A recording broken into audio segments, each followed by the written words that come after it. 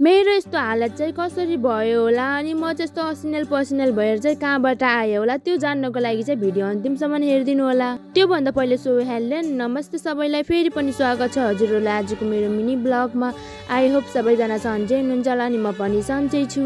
अनि हामीहरू माइजू भान्जी भएर चाहिँ जान लागेको छौँ खेततिर। अनि अहिले चाहिँ साथीहरू 6:30 बजिरहेको छ, मौसम चाहिँ हेर्न सक्नुहुन्छ। खेतहरूको काम छ भने चाहिँ बिहानै उठेर जानुपर्छ कि नतिर घाम लाग्यो भने त काम गर्न सकिँदैन, गाह्रो हुन्छ।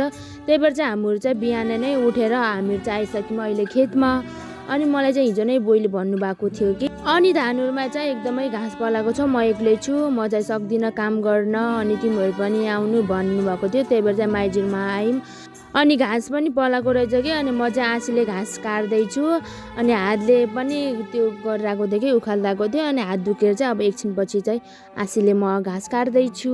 अनि मलाई चाहिँ यस्तो खासै खेतहरूको काम चाहिँ खेतबारीहरूको काम चाहिँ त्यस्तो मलाई आउँदैन कि, सानैदेखि नगरेर होला मलाई चाहिँ यस्तो खेतहरूको काम आउँदैन। त्यही पनि मैले चाहिँ आफूले जति सकेँ त्यति गरिरहेको छु साथीहरू, होइन। अनि उता माइजूले पनि हाई हेलो भनिराख्नु भएको छ। अनि म चाहिँ त आफ्नै धुनमा छु कि साथीहरू, म चाहिँ यति काट्न पनि कति टाइम लगाएको कि, होइन। अनि त्यही पनि काटिरहेको छु मैले चाहिँ। अनि गर्मी पनि चर्न लागिसकेको थियो कि साथीहरू, एकछिनमै घाम भइहाल्ने एकछिनमै शीतल भइहाल्ने त्यस्तै भइरहेको थियो।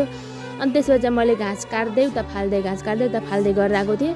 अनि हामीले चाहिँ छेउको सकेर पनि बिचमा पुगिसकेको थियौँ कि। अनि उता बजैले चाहिँ नास्ता बनाइराख्नु भएको थियो कि, हामीले चाहिँ यता घाँस उकाल्दै थियौँ अनि उता चाहिँ बजैले नास्ता बनाइराख्नु भएको थियो। अनि हामीले चाहिँ अल्टै भ्याएर अनि हामीलाई चाहिँ नास्ता खाना बोलाउनु भयो कि। अनि हामीले हात मुख धोयौँ, त्यसपछि रोटी र यो फर्सीको मुन्टा बनाउनु भएको रहेछ। अब चाहिँ हामीहरू खान्छौँ नास्ता। अनि भोक पनि लागिरहेको थियो नि त, बिहानै खाली पेट आएको, खाली पेट मेरो दिमाग कि बत्ती नै चल्ती भन्छ नि साथीहरू, मलाई चाहिँ त्यस्तै भइरहेको थियो कि। अनि त्यसपछि चाहिँ मैले गम्मा गम खाइरहेको थिएँ। बोइल चाहिँ रोटी पनि एकदमै बाक्लै हाल्नुभएको थियो। अनि मलाई त्यस्तो बाक्लो त्यस्तो खासै मन पर्दैन कि, म चाहिँ पातलो नै हाल्ने गर्छु। अब बुढाबुढी मान्छेले त्यस्तो बाक्लो नै मन पराउँछन् कि। अनि सो त्यही पनि मैले खाएँ। अनि कद्दुको मन्टाको सब्जी बनाउनु भएको रहेछ, एकदमै मिठो थियो। अनि मैले चाहिँ बाबुलाई घरमै सुताएर आएको थिएँ कि। अनि मेरो बाबु चाहिँ 8-9 बजीतिर उठ्छ। अनि त्यति बेलासम्म चाहिँ खेतको काम गरेर पनि म घर फर्किहाल्छु भनेर आएको कि साथीहरू म चाहिँ, होइन। अनि त्यसपछि अब म रोटी खाँदैछु। अनि पङ्खा उताबाट चलाइरहेको थियौँ, गर्मी भएको थियो नि त, पङ्खा चलाइरहेको थियौँ। अनि मैले चाहिँ रोटी खाँदैछु, मलाई चाहिँ एकदमै राम्रो लागेको थियो कि। भोक लागेपछि चाहिँ साथीहरू जस्तो पनि एकदमै मिठो लाग्ने कि, होइन।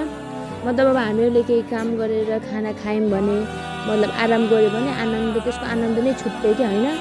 अनि त्यसपछि चाहिँ उता माइजूले पनि खाँदै हुनुहुन्थ्यो। अनि यो खुर्सानी चाहिँ हेर्न सक्नुहुन्छ, एउटा खुर्सानी हो, मैले चाहिँ यो अलिअलि गरेर खाइरहेको छु क्या।